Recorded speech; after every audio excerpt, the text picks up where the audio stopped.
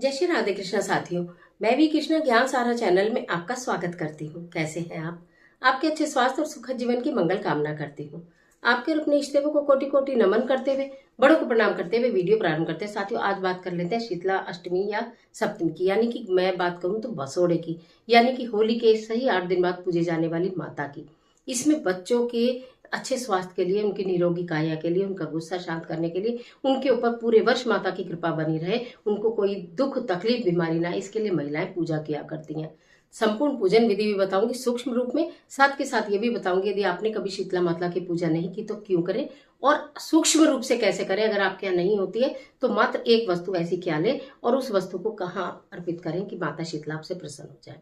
आज की वीडियो में सारी जानकारी लेकर मैं आपके बीच में, वीडियो निकाल कर मत देखिएगा, धीरे धीरे सुनकर देखिएगा, समझा रही हूँ, समझने का प्रयत्न करिएगा। बहुत काम की वीडियो है और इसकी कोई सीरीज नहीं, सिर्फ एक वीडियो है। सारी जानकारी इसी में देने का प्रयत्न करूंगी, तो इसलिए इसको बहुत ध्यान से देखना जरूरी है। बात कर रही हूँ शीतला माता की पूजा की, बात कर रही हूँ चैत्र माह के कृष्ण पक्ष की अष्टमी तिथि की। ये किस दिन है? देखिए, पहले तो यहाँ पर आप ये समझिए मोटे शब्दों में कि जिस दिन होली पूजन होता है उसी दिन बसोड़े की पूजा की जाती है। माता की पूजा कहते हैं इसको। 25 तारीख में की है तो आप 25 तारीख में बसोड़ा पूजेंगे, नहीं तो 26 तारीख में। जिस भी दिन आपने होली पूजन किया उसी दिन करेंगे। किसी किसी के यहाँ सोमवार में भी माता की पूजा की जाती है, आप अपना हिसाब देख लीजिएगा।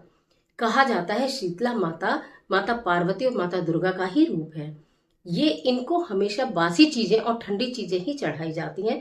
ये बच्चे के चित्त को ठंडा रखते हैं। जिन बच्चों को बहुत अधिक गुस्सा आता हो उनसे जरूर शीतला माता के नाम के छींटे लगवाइएगा और जो जल बचेगा उस जल को उनके नेत्रों पर जरूर जरूर लगवाइएगा, मस्तक पर, नेत्रों पर, कंठ पर लगाइएगा, जिससे कि पूरे वर्ष भर वो किसी चेचक से, कोरोना से और अन्य शारीरिक पीड़ाओं से, चर्म रोगों से बचे रहें। अब आपको करना क्या है? पहले दिन रात को ही बासी खाना बना के रखा जाता है, जिसमें मीठे चावल बनाते हैं, पूड़े बनाते हैं, पूरी बनाते हैं। ये सब चीजें बनाकर ढक कर रख दी जाती है और उसको बिल्कुल सफेद कागज से ढक कर रख दिया जाता है पवित्र तरीके से। ठीक है, अगर नहा धोकर बना सकते हैं या मुंह हाथ धो के किचन साफ करके, तब आप ये भोग प्रसाद बनाकर ढक कर रख दीजिएगा। जब तक माता की पूजा नहीं हो जाती है तब तक चूल्हे पर कोई चीज नहीं बनाई जाती है। ये तो मैं आपको विधि और विधान दोनों चीज बता रही हूँ। अगर आपने ऐसा नहीं किया हो या आपके यहाँ नहीं होता हो तो आप अपने हिसाब से कर लीजिएगा। फिर नहा धोकर आप स्वच्छ वस्त्र धारण करें। कोशिश करें नारंगी रंग के वस्त्र अगर आप धारण कर सकती हैं या बच्चों के पास हैं, करा सकती हैं तो जरूर करा लें, क्योंकि माता का प्रिय रंग है। माता देखकर प्रसन्न हो जाएंगी।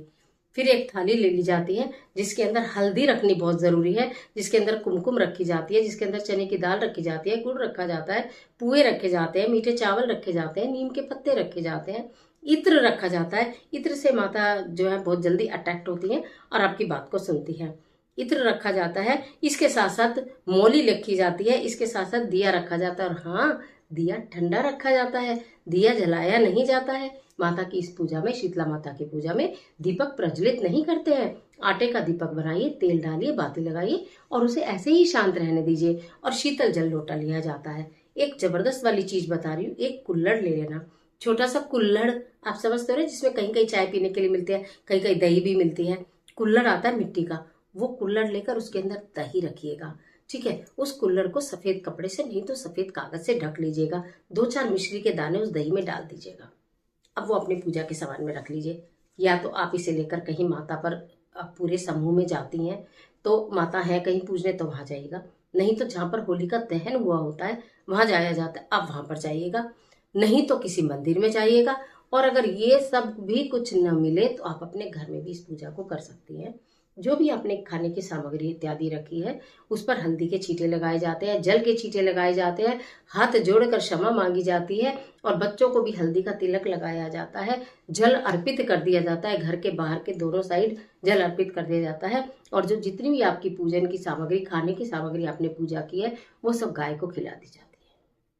ये है इससे भी सूक्ष्म विधि। अब उससे भी सूक्ष्म, मिट्टी का कुल्हड़ मैंने आपको बताया, छोटा सा मिट्टी का कुल्हड़ लीजिए, जिसपे आपने दही डाली है, थोड़ी सी मिश्री डाली, उसको व्हाइट पेपर से या कपड़े से रैप कर लीजिए, उसके ऊपर थोड़ा सा इत्र छिड़किए, उसको अपने सभी बच्चों के हाथ लगवा दीजिए। अगर बच्चे आपके पास नहीं है, दूर रहते हैं, तो उन सब बच्चों का नाम लेकर और शीतला माता से प्रार्थना करते हुए कि हमारे बच्चे निरोगी रहे, स्वस्थ रहे, खुशहाल रहे, उनके ऊपर कोई परेशानी ना आए, आप उनकी रक्षा करना, हे माता अपना बालक जानकर उनकी रक्षा करना।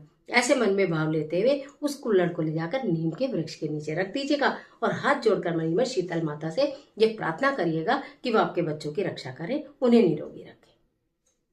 तो मैंने आपको बहुत सारी विधि बता दी है, पूजन सामग्री भी बताई है, संपूर्ण पूजन सामग्री भी बताई है, सूक्ष्म भी बताई है, कहाँ पूजा करने जा सकते हैं, कहाँ नहीं जा सकते हैं। देखिए, यदि आपके यहाँ ये नहीं होता है तो भी पूजा करने में कोई बुराई नहीं है। इस पूजा को करने से बच्चे निरोगी रहते हैं, उन्हें चर्म रोग नहीं होता, छोटी माता, बड़ी माता, चिकन पॉक्स इत्यादि नहीं निकलते हैं।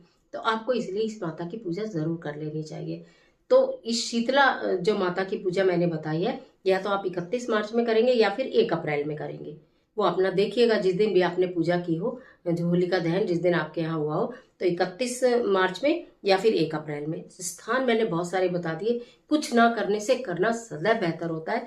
कुछ भी ना करे तो मात्र वो एक कुल्हड़ में दही वाला उपाय तो जरूर से कर लीजिएगा। माता को एक इतना ठंडा भोग आप अर्पित कर देंगे कि आपके बच्चों के जीवन में भी बीमारियां दूर हो जाएंगी और ठंडक बनी रहेगी। खासतौर से उन बच्चों के लिए, तो खासतौर से जिन बच्चों को बहुत जल्दी गुस्सा आ जाता है, टेम्पर लूज कर देते हैं।